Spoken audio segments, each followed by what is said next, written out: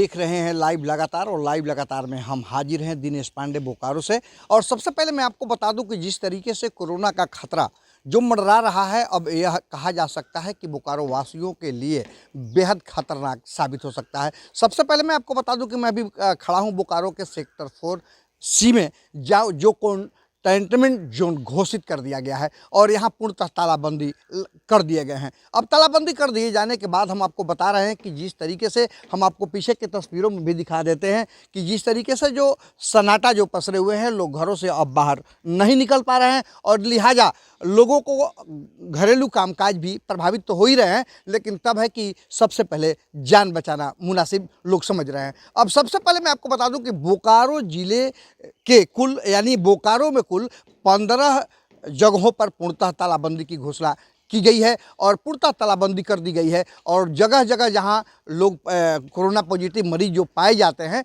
उन जगहों का सैनिटाइजर करवाया जा रहा है। सैनिटाइज करवाने के बाद उन जगहों पर खासे तौर पर ध्यान भी रखे जा रहे हैं और लोगों को घरों में से निकलने से पाबंदी लगा दी गई है। लेकिन यादा लोग जो घरों से जो बाहर निकलते हैं कुछ आवश्यक कामों से, तो आवश्यक काम से जो यादा जो लोग निकल रहे हैं उन्हें निकलने की छूट भी दी गई है। लेकिन उसके लिए सबसे पहले यह भी है जानकारी लेना होगा कि उन्हें जानकारी इस बात की देनी होगी कि क्या वो किस काम से घरों से बाहर निकल रहे हैं। चूँकि जिस तरीके से अनावश्यक रूप से घरों से बाहर निकलने पर पाबंदी लगा दी गई है और लोगों को बचाने की कवायद में जिला प्रशासन पूर्ण रूप से जुट गया है। और हम सबसे पहले बता दें कि जिलाधिकारी यानी यहाँ का जो डीसी जो है, डीसी जो उपायुक्त जो हैं, उपायुक्त ने कई कड़े निर्देश भी दिए हैं और लॉकडाउन की ओर बोकारो लगातार बढ़ रहा है। तो ऐसी स्थिति में बोकारो वासियों के लिए एक परेशानी का सबब भी बन गया है और लोगों को डरावना टाइप का भी महसूस होने लगा है और लोग जो है बिना मास्क का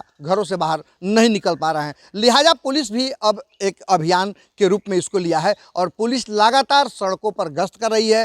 पुलिस जो है जगहों जगहों पर पुलिस बलों की तैनाती की गई है। हम जहां खड़े हैं उसके बगल में आपको बता दें कि बैरियर भी लगा दिए गए हैं और उस बैरियर पर एक गार्ड भी जो इस कॉलोनी का देखरेख करता है, गार्ड की तैनाती की गई है। और गार्ड जो है बेशक इस मोहल्ले में किसी को अनाधिकार रूप से घुसने पर रोक रहा है। ऐसे में अब बोकारो जो है एक बार फिर लॉकडाउन की तरफ तो बढ़ ही रहा है, लेकिन यहाँ के लोगों के लिए परेशानियाँ भी खड़ी हो गई है। लेकिन अब सड़कों पर जिस तरीके से वाहनों का परिचालन जो है जारी है और सड़कों पर जिस तरह से बेधड़क लोग चल रहे हैं, हालांकि बोकारो में नाइट कर्फ्यू लगा दिए गए हैं और रविवार को दुकान भी बंद रखने के निर्देश भी दिए जा चुके हैं। लेकिन इन तमाम निर्देशों के बीच यह भी एक पहलू है कि कुछ ऐसे जगहें हैं जिन जगहों पर अभी ना तो मास्क का उपयोग हो रहा है और ना ही लोग एहतियातन कुछ कर रहे हैं। ऐसे में जिला प्रशासन के लिए ही नहीं बल्कि आम लोगों के लिए परेशानियों का सबब